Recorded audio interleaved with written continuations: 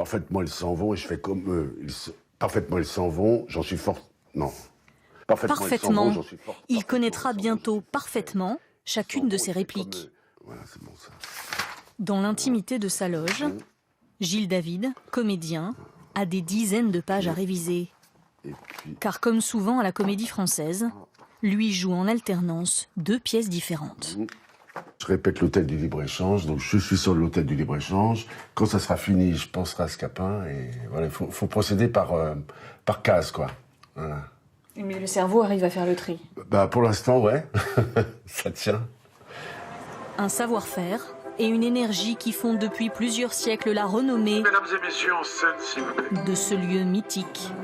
La Comédie Française, c'est l'effervescence permanente.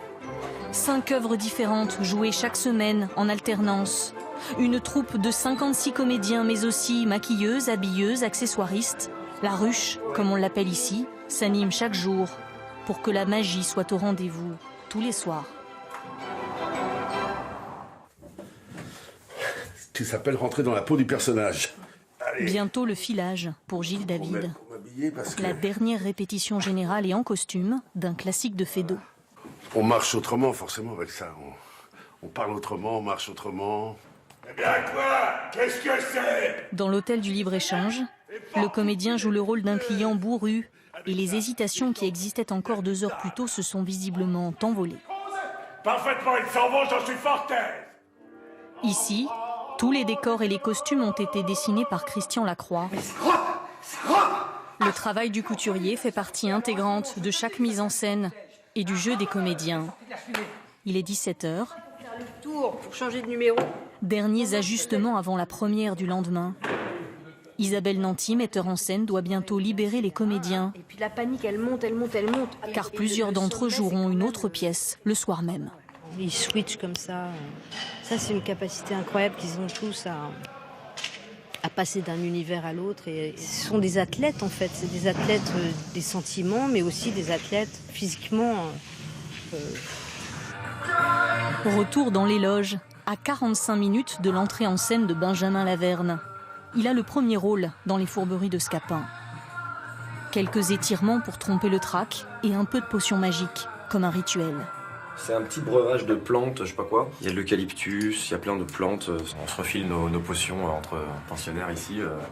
Son angoisse à lui n'est pas le trou de mémoire, mais l'extinction de voix.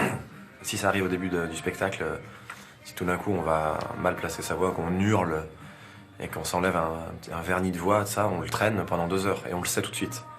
17e représentation des Fourberies de Scapin. Voilà. C'est pour vous ça? 17e. Juste 25 minutes. 25 minutes. 25 minutes. Le compte à rebours est lancé. Sur scène, l'univers de Molière a remplacé celui de Feydeau et les accessoiristes installent les derniers éléments du décor. Le bâton de Scapin, qui n'est pas en bois, pour qu'il puisse taper sans tout casser. À l'étage, Gilles David a changé de tenue, en même temps que de répertoire. J'essaie de faire le vide un peu, là. Pas trop penser à ce que je vais faire, justement. Pour prendre du plaisir sur l'instant, quoi.